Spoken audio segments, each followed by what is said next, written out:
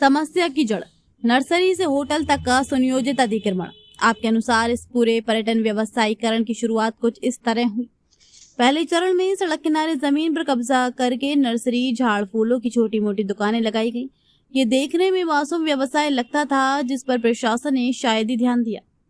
दूसरे चरण में धीरे धीरे इन दुकानों ने अपना दायरा बढ़ाया और जगह साफ करके यानी अवैध रूप से अतिरिक्त भूमि पर कब्जा जमाया। अंतिम चरण में एक बार कब्जा पुख्ता हो जाने पर उसी जगह को बड़े पैमाने पर विकसित करके होटल, गार्डन या रेस्टोरेंट खड़ा कर दिया गया।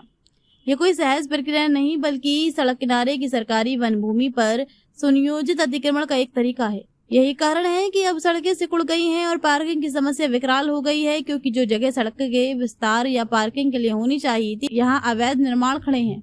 अव्यवस्थित पार्किंग, होटलों के पास पर्याप्त पार्किंग नहीं है क्योंकि वे सड़क किनारे अतिक्रमण करके बने हैं। मजबूरन पर्यटक सड़क पर ही गाड़ियां खड़ी करते हैं। सड़क का सिकुड़ना, अवैध निर्माणों ने सड़क की चौड़ाई को कम कर दिया है, जिससे जाम की स्थिति और गंभीर हो गई है। बुनियादी ढांचे पर दबाव या अवैध होटल और रेस्टोरेंट सीवेज, पानी और कचरे का भी बिना अनुमति के निपटारा कर रहे हैं, जिससे पर्यावरण को नुकसान पहुंच रहा है। व्यापार बनाम स्थानीय जीवन, अतिक्रमणकारियों को तो फायदा हुआ, लेकिन स्थानीय निवासियों और कानून का पालन करने वाले व्यवसायियों के लिए ये मुसीबत बन गया है। प्रशासनिक विफलता, नर्सरी के बाहर शुरू हुए इस अतिक्रमण को शुरुआती चरण में ही नहीं रोका गया, जो अब एक बड़ी चुनौती बन चुका है। ठोस समाधान के लिए अब ये कदम जरूरी है।